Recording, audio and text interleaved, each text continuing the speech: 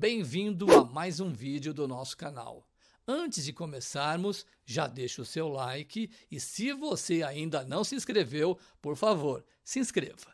Nosso convidado hoje é Volney Cândido de Mello, mestre em ensino de física e doutor em educação pela Universidade de São Paulo.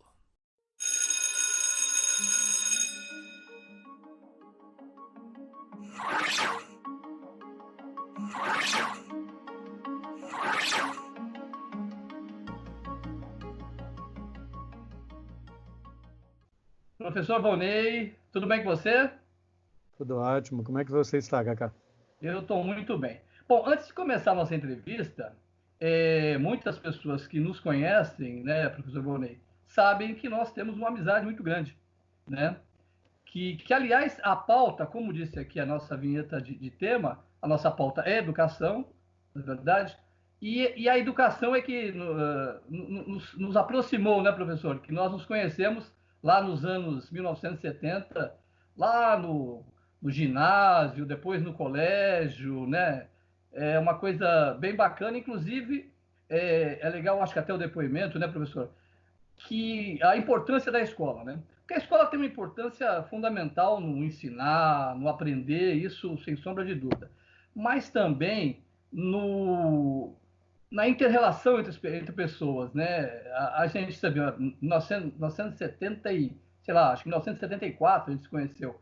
E a gente, mais uma turma de amigos, a gente mantém um grupo de amizade desde aquela época. Então, a escola, além de ter essa coisa de ensinar, a coisa da interação é uma coisa importantíssima. Não acha, professor? Isso é fundamental. Aliás, hoje, né, as informações estão ao alcance de todo mundo, né? Estão a uma mão, né, de distância. Você coloca num aplicativo de pesquisa, você tem a informação toda à sua mão. Por isso que eu defendo sempre que a escola, além do seu papel de construção de conhecimento, né, dos professores com os alunos, ela tem uma função muito importante nas relações que se estabelecem. Porque as principais aprendizagens hoje, elas se dão pelas relações, né? Porque a informação está ao alcance de todo mundo, né? Mas as relações não. Elas têm que ser mediadas, né, normalmente na escola. Elas são mediadas pelas relações que se estabelecem e as aprendizagens vão acontecendo aí. E por falar nisso, professor, eu não sei se, assim, você foi aluno, estudou comigo 2 anos na mesma sala, ficava colando de mim, etc. E depois você seguiu pelo caminho de virar professor, de seguir essa carreira acadêmica no ensinar, não é verdade? Então, eu queria te propor um pensamento. A gente eu tenho a impressão, e acho que você, melhor do que até a minha opinião, você era aluno e se tornou mestre, então você pode fazer uma análise melhor, não é verdade? Eu acho que uma análise mais robusta. Eu tinha a impressão, professor Volney, que naquela nossa época, lá nos anos 73, 4, 5, 6, 7, e nós estudávamos em escolas estaduais, né? Juventina, Martins Pena, na Zona Sul. O ensino em escolas do Estado era melhor do que hoje ou não? Essa é uma pergunta que há controvérsias com relação à resposta a ela. Minha opinião é que o ensino não era melhor, não. Né? Porque, para mim, ensino é a conjunção de um monte de fatores. Né? Não é apenas a aprendizagem dos conteúdos conceituais das diversas disciplinas. Ensino tem a ver com as relações que se estabelecem, ensino tem a ver com a possibilidade de acesso a essa educação. Né? Então, se eu levo em conta apenas o conteúdo propedêutico, né, de cada uma das disciplinas, eu vou pensar que naquele tempo eu tinha um ensino supostamente mais forte. Só que não era um ensino que provocava questionamentos. Não era um ensino reflexivo. Era um ensino muito mais de você, de transmissão e reprodução de conhecimentos. Veja que eu falei reprodução de conhecimentos e não produção de conhecimentos, né? Ao passo que hoje, né, com todas as dificuldades que nós temos, com todas as deficiências que nós temos no ensino, a gente tem uma condição muito maior de reflexão por parte de alunos, de engajamento por parte de alunos, alunos mais questionadores, né? E não o famoso rebelde sem causa, né? Nós temos alunos que desenvolvem ações humanitárias, desenvolvem ações de prestação de serviços de voluntariado, né? Coisa que naquela época a gente acabava não tendo esse tipo de indicação e de orientação também na parte do ensino. Então eu vejo essa comparação entre o ensino hoje e o ensino daquela época, eu acho que a gente tem que analisar segundo diversos fatores. Se eu olhar a respeito de uma reprodução de um conhecimento já estabelecido, eu vou falar que o ensino daquela época era melhor. Agora, se eu vou falar com relação à produção de reflexões, à produção de engajamentos maiores, à possibilidade de ter um aluno mais questionador, então eu vou ficar com o ensino de hoje.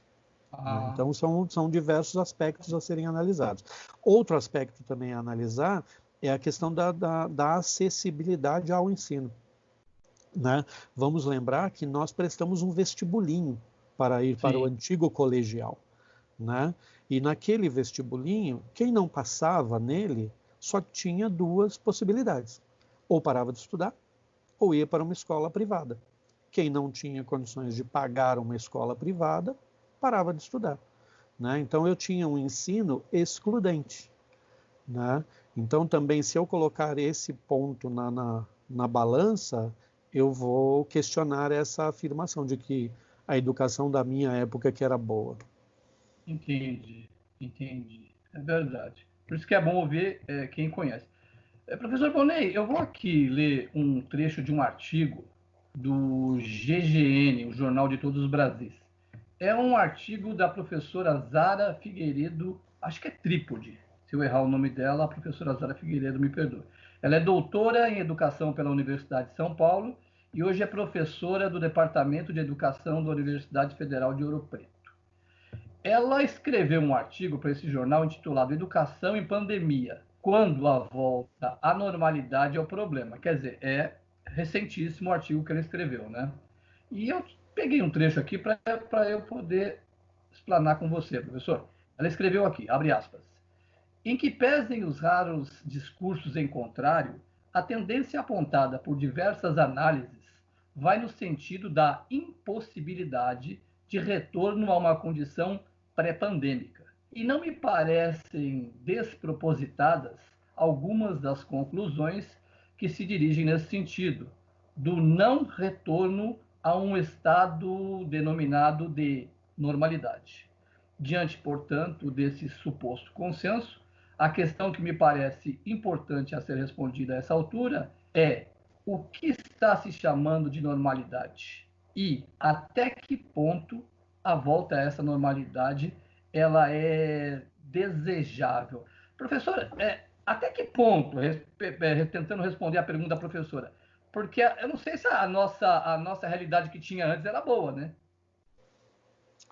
Então, se eu partir do princípio que a escola pré-pandemia era uma escola em que eu tinha um professor ali na frente, numa aula frontal, falando 40 minutos, 50 minutos, sem que o aluno esteja numa posição ativa, então eu não quero voltar para essa realidade mesmo não, para essa normalidade, né? Hoje, né, o momento atual, ele está impondo uma série de desafios aos professores que estão no exercício da sua função. Porque o professor não é um youtuber, né? Os alunos sabem isso muito mais do que nós. né? Mas o professor, ele não é. Mas os professores estão tendo que se adaptar. Os professores estão tendo que gravar videoaulas para os seus alunos. Os professores estão tendo que utilizar os meios digitais para direcionar os seus trabalhos em sala de aula. A rede estadual aqui de São Paulo está utilizando canais da TV Cultura, né, para transmissão de aulas para os alunos, né? Então tem uma série de dificuldades aí. Agora, por outro lado, eu também entendo que o professor não deva simplesmente substituir aquela aula frontal que ele dava na sala de aula por uma aula frontal que ele dê em frente a um vídeo, né? Como mudou a mídia, também tem que mudar a estratégia do professor. Ele tem que propor a esse aluno atividades nos quais esse aluno tenha que pesquisar, tenha que desenvolver reflexões próprias para encaminhar para ele. E não simplesmente ficar como se estivesse na lousa dando uma aula. Claro que dependendo do assunto que está trabalhando, isso será necessário. Mas podendo minimizar e mesclar as diversas estratégias, esse é o ponto fundamental. E se o professor conseguir fazer isso agora, e os professores estão aprendendo é como se ele estivesse aprendendo a trocar a roda do carro, trocar o pneu com o carro andando, né? Então esse professor, ele também está se instrumentalizando para mudar a sua aula. Então se nós pensarmos que esse momento agora da pandemia vai contribuir para uma mudança nessa sala de aula, então esse pode ser um legado bom desse momento pelo qual a gente está passando. Entendi. Então, professor Vonei, você acha que vai haver, que tem muita gente comentando isso, né, e eu até acredito muito nisso, que na verdade a pandemia ela vai ser uma divisão para muita coisa. Você acha que no ensino a gente vai ter um rompimento do modelo antigo? Aí eu lhe pergunto, provavelmente eu acho que vai ter esse rompimento, né? Mas isso é a médio prazo, igual você está falando, não adianta você fazer do jeito que era antes. Você tem, principalmente porque, né, professor? A gente tem algumas dificuldades, dizem que mais da metade da população não consegue ter internet, então não pode ser um rompimento total e não ter a aula presencial. Aliás, a gente volta no começo da nossa conversa da importância do contato, da socialização entre os alunos. Mas se você acha, vai ter um rompimento, o rompimento vai ser paulatino, ou você acha que a pandemia acaba forçando aumentando essa velocidade desse rompimento? Eu acho que na educação nada acontece de forma brusca, né? Na educação é sempre processo. Então eu entendo que essa pandemia ela contribui para que exista uma mudança nisso. Não acredito de uma forma absolutamente brusca, mas eu acredito que haverá, como você disse, uma aceleração nesse processo de mudança que já estávamos passando. A gente já está há algum tempo discutindo na escola a necessidade de utilização de metodologias ativas para a educação.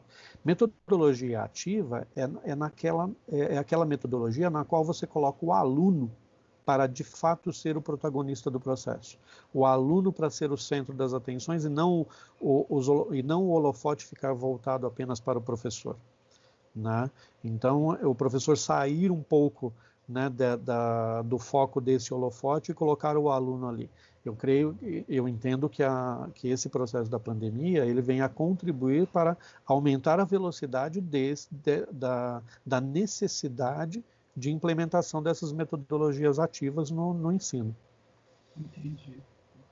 Na verdade, é o que você começou, professor, falando, porque as coisas estão mudadas, né? Você hoje tem, e na nossa época, né, eu me lembro bem, que a gente, quem tinha Barça, era muito rico, né? Porque ter Barça não era fácil, né? Eu não lembro se alguém tinha, né, do pessoal nosso, né? Mas não sei, nem precisa dizer quem tinha ou não. Não vamos entregar quem era rico na época.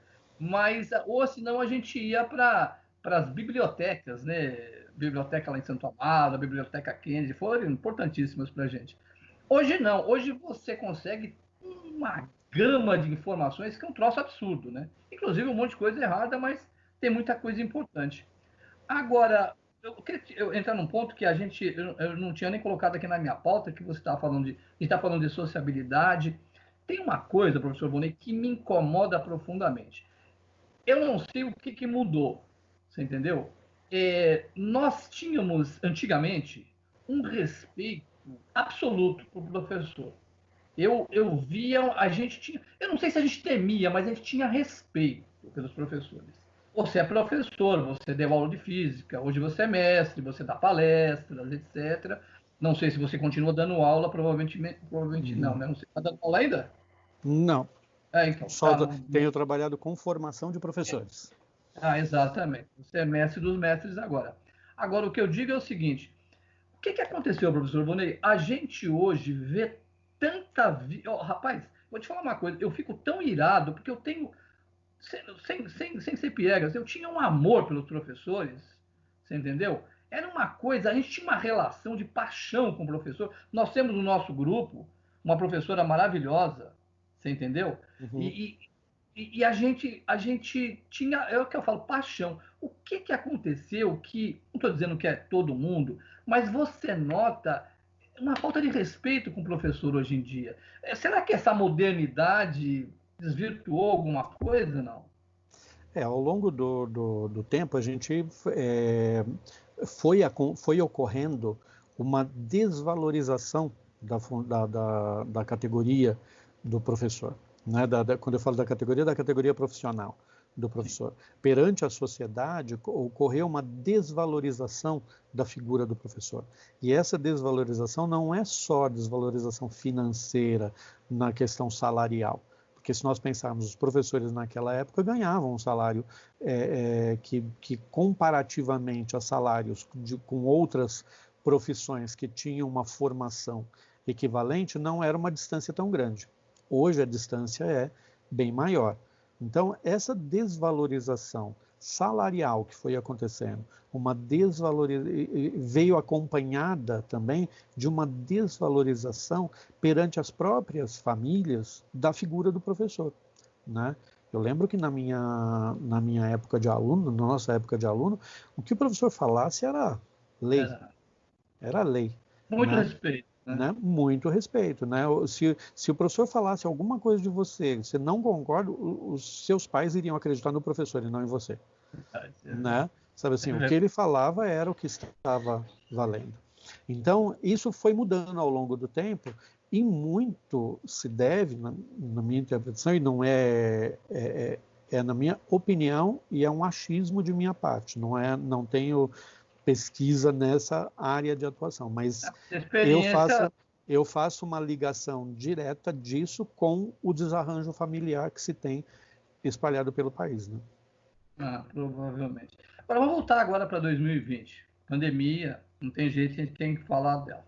Vamos fazer aqui um exercício rápido, professor Bonet. A China, assim, estão com medo da China, né? Nós estamos gravando no dia 11 de maio.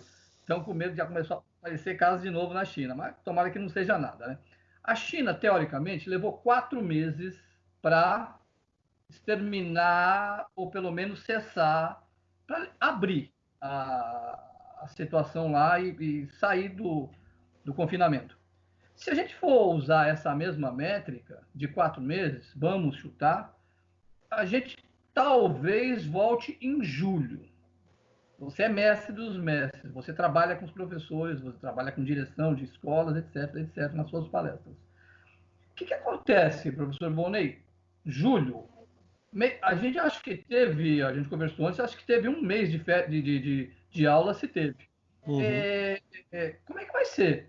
Começa daqui, termina no final do ano, avança, passa todo mundo? Como é que fica isso, professor? Olha, em primeiro lugar, acho que na comparação com a China, em termos de prazo, né, de período para voltar a uma situação mais próxima da normalidade, porque não é voltar à normalidade ainda, né, a gente tem uma diferença muito grande, porque lá não é um sistema democrático. Né? Então, a partir do momento que lá você fala assim, fique em casa, você não ficou em casa, as consequências são outras. Né? Aqui, o fique em casa não está acontecendo o fique em casa. Né? Então, só por isso a gente, teoricamente, já tem um período maior do que lá. Né? Agora, se nós pegarmos outros locais, que seguem um regime democrático, Itália, por exemplo, que tem um regime democrático, o fique em casa, ele aconteceu. Então a gente vê as imagens das ruas, né, a cena do Papa fazendo a realização da missa para uma praça absolutamente vazia, né? Então você vê que tem uma questão cultural por trás. Então o fique em casa funciona como fique em casa, né? E aqui a gente tem churrascos acontecendo nas ruas aí, né? Então agora mesmo na TV estavam mostrando na Brasilândia uma cena de um churrasco realizado em família, né? Então não existe ainda uma conscientização da importância do fique em casa. Nós temos um problema grave, que é um problema de falta de coesão das autoridades. Quando você tem uma autoridade máxima do país pregando uma coisa, não estou dizendo quem está certo ou quem está errado, não estou criticando o presidente da República, mas essa é uma calamidade pública no país. As vaidades teriam que ter sido deixadas de lado. Nem sei se o governador de São Paulo, por exemplo, ele está fazendo. Eu acho que não, entendeu? Eu até trabalhei com o governador em rádio e ele não me parece ser isso, entendeu? Ter essa vaidade de arrumar uma briga no meio de. Então, você não tem uma coesão. Por falta de coesão, você cria uma dualidade de opinião. E aí, eu acho que, sem querer livrar a falta o erro das pessoas, porque eu acho que as pessoas têm que ter um senso crítico, mas quando você tem uma falta de integração nas autoridades, aí a vaca vai para o brejo, né, professor? Não, sem dúvida, porque aí você não tem uma diretriz única, né? E na medida em que você não tem uma diretriz única nesse sentido, aí a minha postura é: eu sigo pela ciência. Sim. Né? Então esse é o ponto, mas eu concordo plenamente com você. A gente tem posturas completamente diferentes. Qual está certa, qual está errada, não é o foco dessa conversa aqui agora especificamente, até porque a gente teria que levantar muito mais informações para poder analisar isso, né? Mas isso cria uma dicotomia. Né? Você cria uma dicotomia e daí vocês têm gente falando assim: eu vou fazer o meu churrasco aqui porque o presidente está falando isso. Outro vai falar de uma forma diferente porque fala assim, não, porque o governador está falando aquilo. Né? Mas há um aspecto que tem a ver com a composição dessa sociedade, que eu acho que diz muito na forma de atuação da sociedade com relação a isso, que tem a ver com a desigualdade social. Sim. Né? Nós somos campeões mundiais em desigualdade social. E aí, na medida em que a gente tem essa desigualdade de uma forma absurda, né, é natural que a gente também tenha comportamentos que a gente considera também como absurdos nesse processo. Né? Então, para mim, acho que vem tudo junto. Né? Nós sabemos que temos lá o comerciante, o chaveiro, por exemplo, que tem a portinha dele lá, o cantinho onde ele trabalha, que ele está pagando aluguel disso. E se ele está absolutamente fechado, como é que ele vai ter condições de pagar esse aluguel? Então, a gente tem que pensar, os nossos governantes têm que pensar nessas categorias para verificar de que forma pode auxiliá-los também. Não dá para simplesmente também falar, fecha tudo, e vou ficar fechado durante 6 meses. Como é que as pessoas vivem durante 6 meses também? Então, tem um aspecto muito sério de política pública que tem que ser pensado com relação a isso. E nesse aspecto da política pública ser pensada, eu acho que o menos... Por mais que a educação seja uma das coisas, na minha visão, mais importantes do país, para mim é saúde, educação e segurança, sabe? São as 3 coisas mais importantes, mas nesse momento eu tenho que deixar a educação em segundo plano. Eu tenho que deixar a educação em segundo plano para pensar na questão da saúde de todo mundo. Com relação a esses prazos, né, que você estava falando. No governo do Estado, a previsão é que a partir de junho já comece a ter um retorno gradativo, começando com as crianças mais novas, né, e ainda de forma alternada, não todos ao mesmo tempo. Tá? O retorno das escolas em suas condições plenas, eu não sei se ocorre antes de agosto ou setembro. E nesse sentido, eu acho que tudo bem, voltem em agosto ou setembro, e o ano letivo pode invadir o ano de 2021. Eu acho que nós teremos que pensar para frente num planejamento no qual, ao longo dos próximos 3, 4 anos, a gente vá ajustando esse processo. Não acredito que a gente tenha condições de terminar o ano letivo simplesmente em dezembro. Tá? Perfeito. Inclusive, você falou uma coisa importantíssima. Nesse ponto, eu não vou lembrar qual ex-ministro do Supremo, eu estava vendo uma entrevista dele, e ele falou que está, inclusive, na Constituição. Porque existe não é o nosso tema, mas só para encerrar essa conversa, que a gente começa... Quando você bate papo com pessoas inteligentes, é sempre importante você trocar ideias. Ele estava... cara que conhece, foi ministro do Supremo há muitos anos, e essa dicotomia, né, que virou economia e saúde. Ele falou, o equilíbrio vai ser sempre importante. Só que pensa uma coisa, ele citou até algum artigo da Constituição que eu não me recordo. Só que ele falou, só que nunca a saúde vai trabalhar para a economia. Sempre a economia vai trabalhar para a saúde. Perfeito. Então você tem que equilibrar, mas vai ser sempre a economia tendo que ceder, trabalhar para a saúde, não ao contrário. Agora você citou uma outra coisa, professor, sobre desigualdade. E aí, eu queria lhe fazer a seguinte pergunta. Nós hoje estamos gravando no dia 11 de maio, e hoje o Enem começou, salvo engano, as inscrições para a prova, que deverá ser em novembro, né? O Enem em novembro, FUVEST em novembro, Unicamp em novembro, Unesp em novembro, e assim vai. Eu lhe pergunto, com essa desigualdade que você, professor, citou, o que faz? O pessoal, muita gente, metade da população de São Paulo, pelo menos, não tem acesso à internet ainda, não tem sinal, Blas. Mas como é que faz? Eles não estão estudando, eles não estão se preparando. Dá para manter uma data dessa? Quer dizer, segundo o Ministério da Educação, até segunda ordem está mantida. A gente não tinha que estar pensando em adiar esses prazos, professor?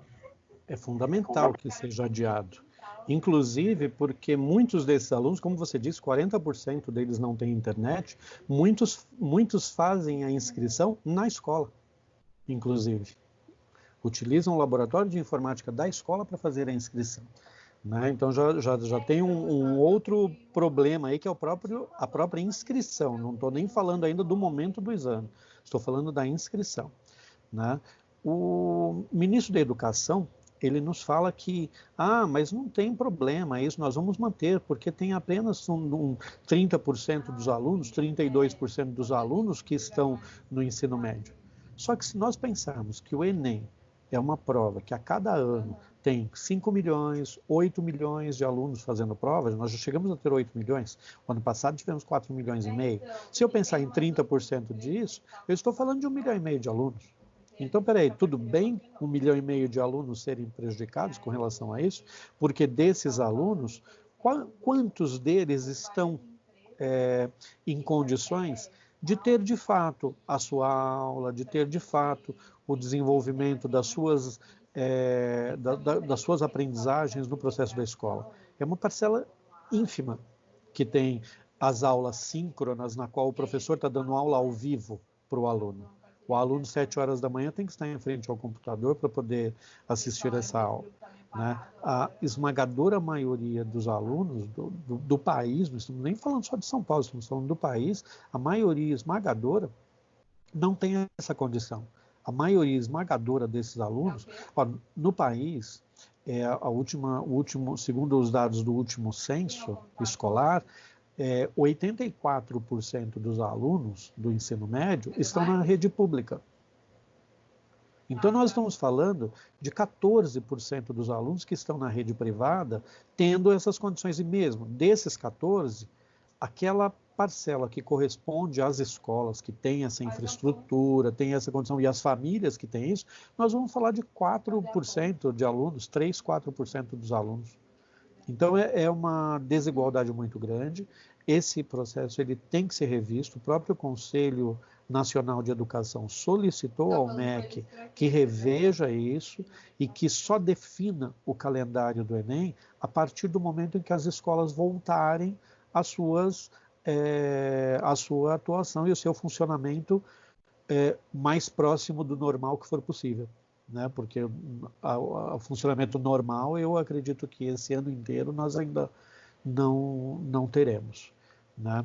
Esse calendário escolar, a minha perspectiva, né, é que ele vai invadir o ano de 2021. Que eu acredito que seja muito difícil finalizar o calendário escolar ainda em 2020.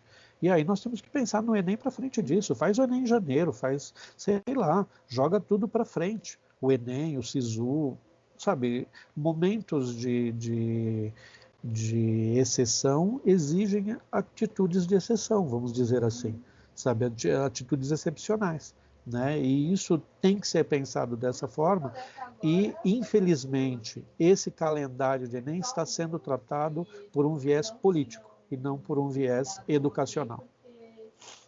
Perfeito, professor. Então, agora para a gente encerrar, vou fazer uma provocação para você, tá? A gente respeita todas as autoridades, não conheço o personagem que eu vou citar agora, mas você é um educador, você trabalha diuturnamente com educação. Eu queria que você fizesse uma rápida análise sobre o ministro da Educação, o nome dele é difícil, Abraham Weintraub. Qual a sua avaliação do que o ministro da Educação tem feito até agora? Está ajudando ou não? Ele está prestando um desserviço para a educação do país. Né? Então, por exemplo, no ano passado, a Secretaria de Educação Básica, que cuida das avaliações, a Secretaria, de Avaliações da Educação Básica, da EB, ela cuida de todas as avaliações do país. SAEB, Enseja, Enem, ela que cuida de tudo isso. O ano passado, essa secretaria, ela ficou 5 meses sem ter um diretor. Né? Então, sabe, o Enem só aconteceu, e nós tivemos problemas com relação ao Enem, né? Anunciaram 6.914 casos com notas equivocadas. Eu me arrisco a dizer que esse número é bem maior, porque eu trabalhei como gerente de avaliação numa empresa e a gente sabe que quando acontece isso é porque o banco de dados está corrompido, não é uma coisa pontual. Então, o que deveria ter sido feito naquele momento era paralisar tudo e fazer uma auditoria em todos os dados para você depois ter o andamento do SISU e resultados do Enem. E esse foi o problema do ano passado, um problema gravíssimo. Mas só não tivemos uma série de outros problemas, inclusive de logística de aplicação, porque a equipe do INEP é uma equipe muito séria, uma equipe muito competente.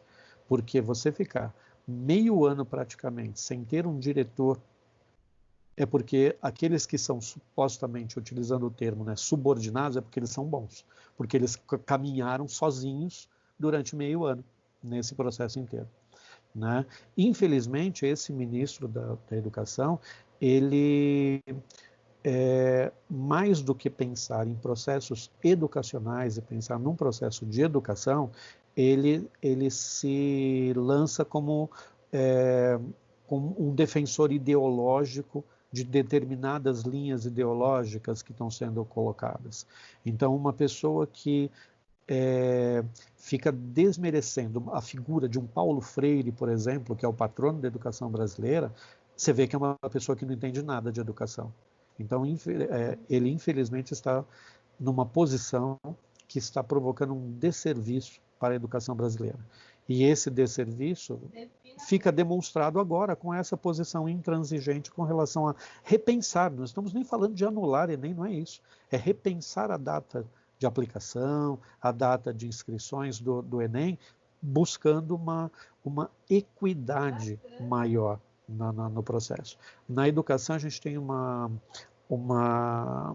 dois conceitos que são muito importantes de serem diferenciados, que são os conceitos de igualdade e de equidade. Eu ter igualdade de prazos, igualdade de datas, eu estou provocando assim, situações iguais para todo mundo. Só que ter situações iguais, ter datas iguais, um momento único para a aplicação de uma prova, isso é uma igualdade, tá? Eu não garanto a equidade, porque para garantir a equidade eu tenho que garantir que todos tenham as mesmas condições de acesso, as mesmas condições para inscrição, para fazer uma prova, para uma aprendizagem. E essa equidade, ela, em momento algum, ela está presente nas falas do ministro. Perfeito. Professor Vonei, queria lhe agradecer muito. Mais uma aula. Eu que já fui seu companheiro de assistir aula, agora estou vendo você dar uma aula para mim e para todas as pessoas que estão aqui assistindo o nosso canal. Professor Vonei, muito obrigado pela sua participação. Eu que agradeço muito a oportunidade e desejo aí muito sucesso para você e toda a equipe. Um abraço. E você? Qual a sua opinião sobre a educação nos dias atuais? Deixe o seu comentário, deixe também o seu like e faça a sua inscrição. Nos vemos no próximo vídeo. Até lá!